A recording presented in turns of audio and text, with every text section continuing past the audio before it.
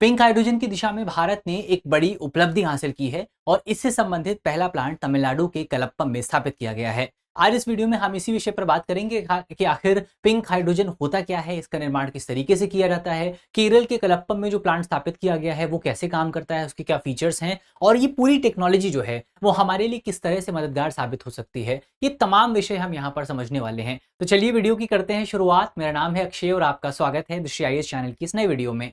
Video की शुरुआत करते हैं। सबसे पहले अगर आप देखें यहाँ पर हमारा ये खबर चर्चा में आई क्यों है, खबर एक बार हम देख लेते हैं संक्षेप में कि क्या कुछ इंपॉर्टेंट फैक्ट्स यहाँ पर हमको खबर के बारे में पता होने चाहिए। सबसे पहले आपका पिंक हाइड्रोजन के उत्पादन के लिए परमाणु ऊर्जा का उपयोग करने वाली एक अत्याधुनिक पायलट परियोजना जो है, एक अत्याधुनिक पायलट सुविधा जो है वो यहाँ पर स्थापित की गई है। कहां पर? तमिलनाडु के कलप्पम में इसकी स्थापना की गई है। ये संयंत्र स्वदेशी रूप से विकसित कॉपर क्लोरीन थर्मोकेमिकल चक्र का उपयोग करता है, जिस पर हम आगे बात करेंगे। कौन से चक्र का उपयोग करता है ये भी हमसे पूछा जा सकता है कि कॉपर, ये जो आपका जो चक्र है कॉपर क्लोरीन थर्मोकेमिकल चक्र, सवाल किस तरीके से आएगा? सवाल आपसे इस तरीके से पूछा जाएगा कि कॉपर क्लोरीन थर्मोकेमिकल चक्र से संबंधित संयंत्र जो है, प्लांट जो है वो भारत में कहां पर स्थापित किया गया है या किस विषय से जुड़ा हुआ है। तो आपको पता होना चाहिए कि ये जो है आपका केरल, जो तमिलनाडु के कलप्पम में स्थापित किया गया है और ये पिंक हाइड्रोजन से जुड़ा हुआ है। किस प्रकार के हाइड्रोजन से? पिंक हाइड्रोजन से जुड़ा हुआ है। ये एक इंपॉर्टेंट पॉइंट यहाँ पर आपको याद रखना है। और यहां पर होगा क्या, इस पूरे संयंत्र में बिजली का जो आपका बिजली है, बिजली के बजाय सीधे रिएक्टर की जो ऊष्मा है उससे जो है आपका जल को विभाजित किया जाएगा। इसका मतलब क्या है इसको आप आगे समझ पे आएंगे। इस पर अभी हम, इस पूरे लाइन पर अभी हम डिटेल से डिस्कशन करने वाले हैं। अभी फिलहाल आपको जो खबर यहाँ पर याद रखनी है वो बहुत सिंपल सी है। खबर आपकी ये है कि ओवरऑल आपका भारत में एक पायलट परियोजना की शुरुआत की गई है, जिस पायलट परियोजना के तहत केरल, जो आपका तमिलनाडु का कलप्पम है, वहां पर कॉपर क्लोरीन थर्मोकेमिकल चक्र का उपयोग करके उपयोग करने वाला एक संयंत्र स्थापित किया गया है। ये एक इंपॉर्टेंट खबर आपको याद रखनी है। चलिए आगे बढ़ते हैं, लेकिन आगे बढ़ने से पहले आपके लिए एक इंपॉर्टेंट सूचना है। सूचना ये है कि अगर आप यूपीएससी की तैयारी कर रहे हैं, अगर आपका कोई दोस्त है, कोई साथी है जो यूपीएससी की तैयारी कर रहा है, तो हम आपके लिए एक बहुत ही शानदार कोर्स लेकर के आए हैं जिसका नाम है आईएएस फाउंडेशन कोर्स। ये एक फाउंडेशन कोर्स है जहां पर आपकी नींव को, आपके बेस को मजबूत किया जाएगा। इस पूरे कोर्स में हम प्रीलिम्स और मेंस के जितने भी सब्जेक्ट हैं सबको हम बेसिक से लेकर के एडवांस लेवल तक कवर करने वाले हैं। और इस कोर्स के दौरान आपको तमाम फीचर्स मिलेंगे, जैसे 400 प्लस स्ट्रक्चर्ड क्लासेस यहाँ पर आपको मिलेंगी। इसके साथ साथ प्रीलिम्स के नोट्स आपको मिलेंगे, मेंस की कैप्सूल सीरीज आपको मिलेगी, आप अपने आंसर्स को इवैल्यूएट करा सकते हैं, एआई पावर्ड लर्निंग यहाँ पर आपको मिलेगी और 3 साल तक का करंट अफेयर का फ्री एक्सेस इस पूरे कोर्स में आपको मिलने वाला है। तो बहुत ही शानदार कोर्स है। अगर आपको कोर्स ज्वाइन करना है तो वीडियो के डिस्क्रिप्शन में आपको लिंक मिलेगा, वहां पर क्लिक करके आप कोर्स को ज्वाइन कर सकते हैं। और इसके साथ साथ अगर आप कोर्स के बारे में कोई जानकारी चाहते हैं तो आप हमारे नंबर पे कॉल करके इस पूरे कोर्स के बारे में जानकारी प्राप्त कर सकते हैं। तो आप हमारे नंबर पे कॉल करके इस पूरे कोर्स के बारे में जानकारी प्राप्त कर सकते हैं। नंबर नोट कर लीजिए, 8750187501। इस नंबर पर आपको डिटेल से जानकारी मिल जाएगी।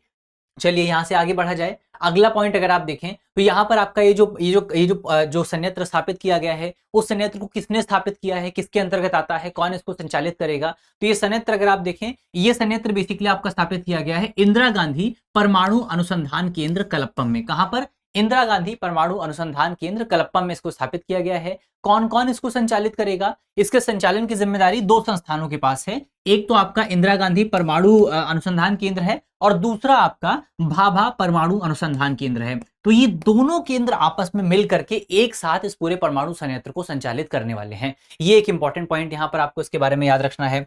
इसके अलावा अगर आप यहां पर देखें तो अब हम बात करते हैं कि जो आपका हाइड्रोजन है, हाइड्रोजन के आपको बहुत सारे प्रकार देखने को मिलते हैं। इसमें से 3 हाइड्रोजन के प्रकार आपके बहुत इंपॉर्टेंट हैं। एक हो गया आपका ग्रे हाइड्रोजन, एक हो गया ग्रीन हाइड्रोजन और एक हो गया पिंक हाइड्रोजन, जिस पर हम चर्चा करने वाले हैं। तो तीनों के में डिफरेंस क्या होता है सबसे पहले वो हमको पता होना चाहिए। सबसे पहले अगर आप ग्रे हाइड्रोजन की बात करें, ग्रे हाइड्रोजन, हाइड्रोजन का वो प्रकार होता है जो कि प्राकृतिक गैस से निकाला जाता है। जो कि ग्रे हाइड्रोजन, हाइड्रोजन का वो प्रकार होता है जो कि हमको प्राकृतिक गैस के माध्यम से प्राप्त होता है। तो इसका सोर्स क्या है? नेचुरल गैस जो है वो इसका सोर्स होती है।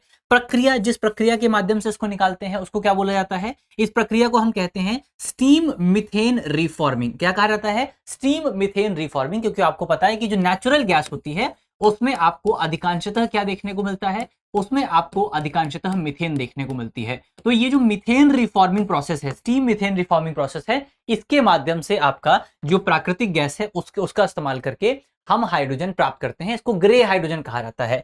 इसकी सबसे बड़ी दिक्कत क्या है, इसमें उत्सर्जन कितना होता है, बहुत उत्सर्जन होता है, इसमें बहुत ज्यादा आपको जो है एमिशन देखने को मिलता है। तो इसकी सबसे बड़ी दिक्कत क्या है कि इसमें एमिशन बहुत ज्यादा होता है। उपलब्धता की अगर आप बात करें तो इसकी उपलब्धता निरंतर रहती है, यानी कि हर समय ये उपलब्ध रहता है, जब चाहे आप इसको बना सकते हैं, जब चाहे आप इसको इस्तेमाल कर सकते हैं। तो ये हो गया आपका ग्रे हाइड्रोजन। दूसरा आता है आपका ग्रीन हाइड्रोजन। ग्रीन हाइड्रोजन का सबसे पहले सोर्स क्या होता है, ग्रीन हाइड्रोजन का सोर्स है आपका सौर ऊर्जा या फिर आपका पवन ऊर्जा। इसकी प्रक्रिया क्या होती है, इसकी प्रक्रिया को क्या कहा जाता है, जैसे ग्रे हाइड्रोजन की प्रक्रिया को हम कहते हैं स्टीम मीथेन रिफॉर्मिंग, वैसे ही आपका जो ग्रीन हाइड्रोजन है उसकी प्रक्रिया को इलेक्ट्रोलाइसिस कहा जाता है। क्या कहा जाता है, इसकी प्रक्रिया को इलेक्ट्रोलाइसिस कहा जाता है। उत्सर्जन की अगर आप बात करें, इसमें उत्सर्जन कितना होता है, शून्य उत्सर्जन होता है, बिल्कुल भी एमिशन, बिल्कुल भी उत्सर्जन इसमें आपको देखने को नहीं मिलता है। और यही ग्रीन हाइड्रोजन का सबसे बड़ा बेनिफिट है कि ग्रीन हाइड्रोजन में बिल्कुल भी आपका जो हानिकारक गैसेस हैं, जो ग्रीन हाउस गैसेस हैं, उनका उत्सर्जन नहीं होता है। लेकिन इसके साथ सबसे बड़ी दिक्कत क्या है, इसके साथ सबसे बड़ी दिक्कत यह है कि इसकी उपलब्धता बहुत कम है, बहुत इंटरमिटेंट अवेलेबिलिटी इसकी आपको देखने को मिलती है, कभी मौजूद होता है, कभी मौजूद नहीं होता है। क्योंकि ये जो ग्रीन हाइड्रोजन है ये आपका सोलर एनर्जी पर डिपेंडेंट है, ये विंड एनर्जी पर डिपेंडेंट है, और विंड एनर्जी और सोलर एनर्जी कभी होती है, कभी नहीं होती है, कभी सूरज की ऊर्जा मौजूद है, कभी सूरज की ऊर्जा मौजूद नहीं है, कभी हवा चल रही है तो कभी हवा नहीं चल रही है। तो ये इंटरमिटेंट सोर्सेज माने जाते हैं, जो कभी मौजूद होते हैं, कभी मौजूद नहीं होते हैं। यही सबसे बड़ी दिक्कत आपको ग्रीन हाइड्रोजन के साथ देखने को मिलती है।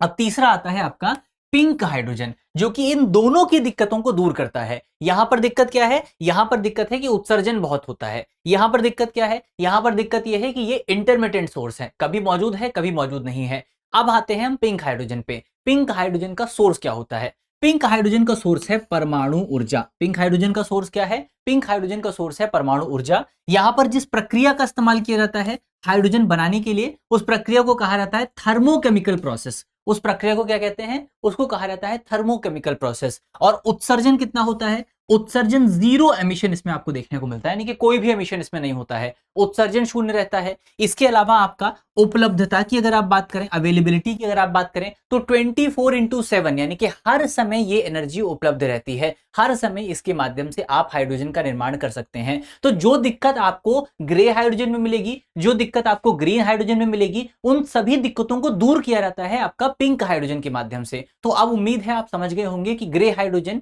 ग्रीन हाइड्रोजन और पिंक हाइड्रोजन के बीच में क्या डिफरेंस होता है। अब हम बढ़ते हैं आगे और बात करते हैं आपका कि यहां पर जो पूरी प्रक्रिया है, जो यहां पर हम पिंक हाइड्रोजन का निर्माण करते हैं, उसमें हमें क्या बेनिफिट्स देखने को मिलते हैं, वो किस तरीके से ग्रीन हाइड्रोजन से ज्यादा बेहतर है। तो अगर आप इस पूरी प्रक्रिया की बात करें, थर्मोकेमिकल प्रोसेस की बात करें कि ये कैसे बेहतर है इलेक्ट्रोलाइजर से, तो यहां पर क्या होता है, इस पूरी प्रक्रिया के दौरान जो आपका इलेक्ट्रोलाइजर है, सबसे पहले उसमें क्या होता है, जो इलेक्ट्रोलाइसिस है, जिस डिवाइस में इलेक्ट्रोलाइसिस होता है, उस डिवाइस को इलेक्ट्रोलाइजर कहा जाता है। तो इलेक्ट्रोलाइजर का प्रोसेस क्या होता है, आप इलेक्ट्रोलाइजर के माध्यम से हाइड्रोजन कैसे बनाते हैं, उसकी शुरुआत अगर आप देखें, सबसे पहले आपको हीट प्राप्त होती है। सबसे पहले जो आपके पास हीट होती है, आपको वो हीट प्राप्त होती है। इस हीट का इस्तेमाल करके आप टरबाइन को चलाते हैं। जब आप हीट से टरबाइन को चलाते हैं, थोड़ी सी ऊर्जा का लॉस होता है। जब आप टरबाइन से विद्युत का निर्माण करते हैं, यानी कि बिजली बनाते हैं, तो भी थोड़ी सी ऊर्जा का नुकसान होता है। जब आप बिजली से इलेक्ट्रोलाइजर को चलाते हैं,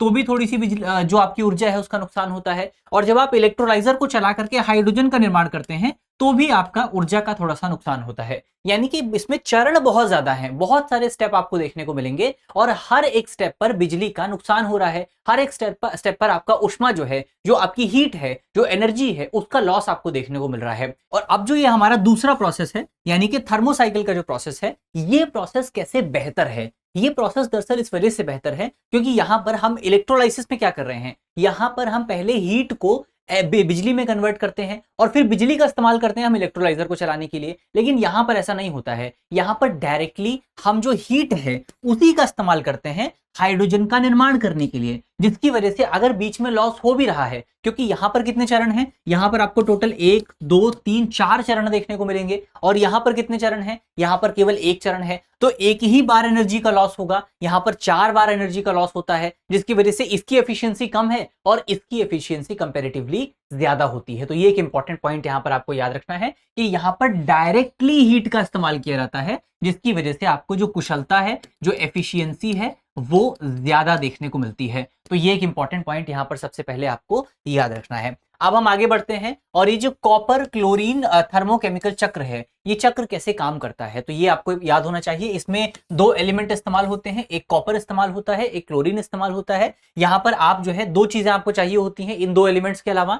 एक आपको पानी चाहिए होता है, पानी का फॉर्मूला क्या है आपको याद होना चाहिए, H2O, जिसमें हाइड्रोजन और ऑक्सीजन के एलिमेंट्स आपको देखने को मिलते हैं। और दूसरा यहां पर आपको हीट चाहिए होती है, और एक निश्चित लेवल पर हीट चाहिए होती है। कितने लेवल पर, जो हीट है, जो आपकी एनर्जी है, वो 500 डिग्री सेल्सियस की गर्मी, यहां पर आपको 500 डिग्री सेल्सियस की ऊष्मा यहां पर आपको चाहिए होती है। तो 2 चीजें आपको चाहिए, कौन कौन सी 2 चीजें, एक आपको पानी चाहिए, दूसरा आपको चाहिए 500 डिग्री सेल्सियस की हीट। जब आप इन दोनों चीजों को मिलाते हैं और इस पूरे चक्र में डालते हैं, कौन से चक्र में, जो आपका कॉपर क्लोरीन चक्र है, कॉपर क्लोरीन चक्र में जब आप इसको डालते हैं तो क्या होता है, इसके जो रिजल्ट निकलता है वो होता है आपका, एक तो ग्रीन हाइड्रोजन, एक तो आपको हाइड्रोजन मिलता है, जिस हाइड्रोजन को पिंक हाइड्रोजन कहा जाता है, और दूसरा आपको ऑक्सीजन प्राप्त होता है। एक आपको हाइड्रोजन प्राप्त होता है, दूसरा आपको ऑक्सीजन प्राप्त होता है। तो हाइड्रोजन यानी कि H2 प्राप्त होता है, और दूसरा आपको O2 प्राप्त होता है, यानी कि ऑक्सीजन प्राप्त होता है। तो ये 2 इंपॉर्टेंट पॉइंट आपको याद रखने हैं कि जो आपका ये पूरा प्रोसेस है, यानी कि जो कॉपर क्लोरीन थर्मोकेमिकल चक्र है, इस चक्र में आपको रिजल्ट के तौर पर क्या मिलता है, ये भी हमसे पूछा जा सकता है। इस चक्र में रिजल्ट के तौर पर हमको मिलता है प्योर हाइड्रोजन यानी कि H2, और दूसरा आपको मिलता है प्योर ऑक्सीजन यानी कि O2। तो ये 2 इंपॉर्टेंट पॉइंट आपको याद रखने हैं।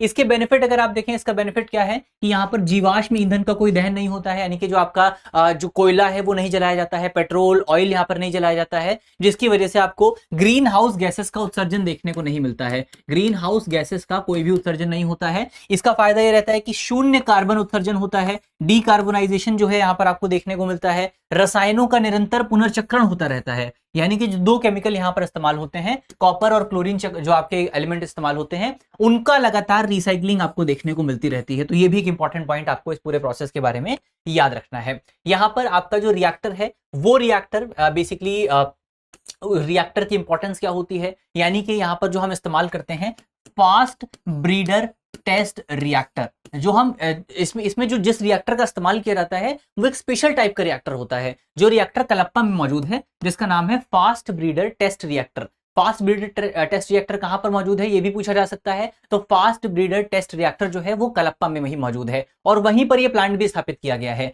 तो अन्य जो आपके थर्मोकेमिकल विधियां होती हैं वो बहुत ज्यादा गर्मी की आवश्यकता होती है, जो कि व्यवहारिक नहीं है। लेकिन जो आपका फास्ट ब्रीडर टेस्ट रिएक्टर है, यहां पर पानी के बजाय लिक्विड सोडियम का इस्तेमाल होता है। लिक्विड सोडियम को कूलेंट के तौर पर इस्तेमाल किया जाता है, जो कि इसके माध्यम से 500 डिग्री का जो आपका टेम्परेचर है उसको आसानी से अचीव किया जा सकता है, और इसीलिए आपका जो कॉपर क्लोरीन चक्र है ये एकदम सही माना जाता है। तो आपका ये इसीलिए यहां पर हम जो है फास्ट ब्रीडर टेस्ट रिएक्टर का इस्तेमाल कर रहे हैं, और इसी फास्ट ब्रीडर टेस्ट रिएक्टर के आधार पर कलप्पम में ही आपका प्रोटोटाइप फास्ट ब्रीडर रिएक्टर का भी निर्माण किया जा रहा है। प्रोटोटाइप फास्ट ब्रीडर रिएक्टर का भी निर्माण हो रहा है। यह आपने सुना होगा, प्रधानमंत्री की तरफ से हाल ही में इसका जो एक व्यवहारिक वर्जन है उसकी शुरुआत की गई थी।